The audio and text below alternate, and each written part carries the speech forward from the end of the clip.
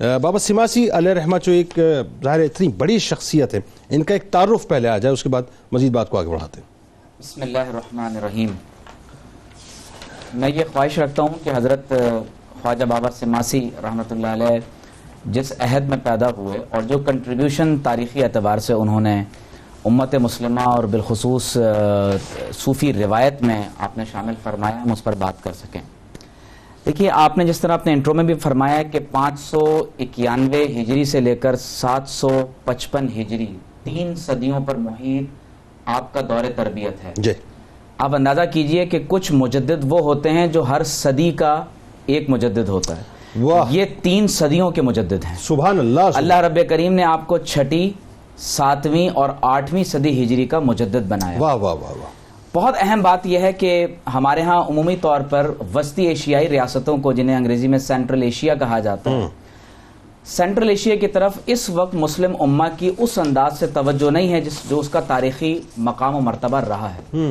آپ اندازہ کیجئے کہ یہ وہ عہد ہے کہ جس میں 11ویں اور 12ویں اور 13ویں صدی عیسوی کا جو دور یعنی آپ کو نظر آ رہا ہے، بالخصوص اگر آپ 13ویں صدی عیسوی کا ابتدا دیکھیں تو یہ وہ عہد ہے جس میں منگولوں نے باقاعدہ سینٹرل ایشیا پر باقاعدہ حملہ کیا ہے، جی، اور اس پورے خطے کو تاخت و تاراج کر دیا۔ ٹھیک ہے، اس کے بعد تاتاریوں کا فتنہ جی، تاتاریوں کا جو فتنہ ہے، انہوں نے 13ویں صدی عیسوی کے اندر اور 12ویں صدی عیسوی کے اندر باقاعدہ سینٹرل ایشیا پر حملہ کیا ہے۔ جی جی، اور یہی وہ عہد ہے کہ جس دور میں 3 صدیوں تک مستقل حضرت خواجہ بابا سماسی رحمۃ اللہ تعالی علیہ اور تمام مشائخ نقشبند سینٹرل ایشیا میں اسلام کے علم اور چراغ کو روشن کیے ہوئے۔ سبحان اللہ۔ صوفیہ کرام میں جس طرح سے قادری سلسلے میں بغداد کی اہمیت ہے، اسی طرح سے ازبکستان، سمرقند، تاشقند اور بخارا کی اہمیت سلسلہ عالیہ نقشبندیہ کے لیے ہے۔ سبحان اللہ۔ سلسلہ عالیہ نقشبندیہ کے ان عظیم المرتبت بزرگ کو سماسی اس لیے کہا جاتا ہے کہ بخارا کے قریب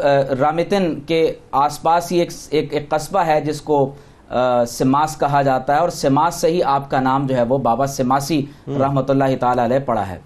آپ کی نسبت کے ساتھ میں یہ ذکر کروں کہ جب آپ سلاسل نقشبندیہ میں دیکھتے ہیں تو 12 کے تقریباً لگ بھگ بزرگ ایسے ہیں کہ جن کے مزار اس وقت ازبکستان یا بخارا یا سمرقند کے اس خطے کے اندر موجود ہیں۔ سبحان اللہ۔ اور 3 سے 4 شخصیات ایسی ہیں جو بابا سماسی رحمۃ اللہ تعالی علیہ کے ساتھ اس قدر منسوب ہیں کہ جب کبھی حضرت بابا سماسی کا ذکر ہوتا ہے تو ان 3 شخصیات کا ذکر ضرور ہوتا ہے۔ ان کا ریفرنس ہے اور وہ ان کا ریفرنس۔ جی، یعنی اگر بابا سماسی کے دامن میں اور کچھ بھی نہ ہو تو صرف خواجہ نقشبند بخاری رحمۃ اللہ علیہ کا انتخاب کر لینا ہی اللہ کے لیے اللہ اکبر۔ اللہ، آپ اندازہ کیجئے کہ آپ کی نظر با کمال کا انتخاب حضرت بہاؤالدین نقشبند بخاری، اسی طرح سے آپ کے خلفاء اور مریدوں میں حضرت سید امیر کلال، سید شمس الدین کہ جو اپنے وقت کے اندر بہت بڑے پہلوان تھے اللہ، اور کشتی لڑ رہے تھے، اور آپ جب کشتی کا نظارہ دیکھنے کے لیے کھڑے ہو گئے تو آپ کے مریدین نے کہا کہ حضرت بابا سماسی آپ کہاں اور یہ کشتی کے مناظر کو دیکھنا کہاں؟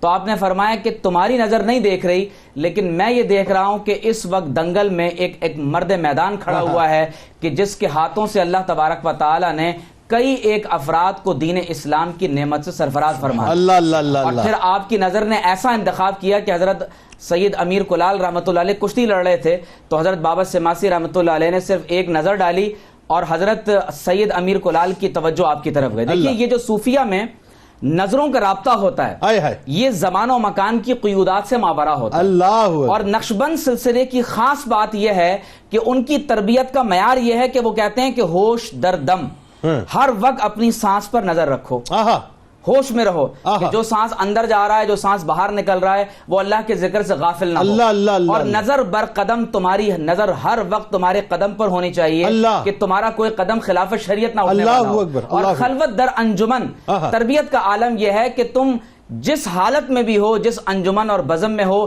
لیکن خلوت میں اپنے رب کا ذکر کر رہے ہو اور تمہارا دل اللہ اللہ کر رہا ہو۔ جب حضرت سید امیر کلال پر آپ کی توجہ گئی ہے تو جنید بھائی عالم یہ ہوا کہ فوراً آپ کی نظر بھی حضرت کی طرف اٹھ گئی۔ اللہ اکبر۔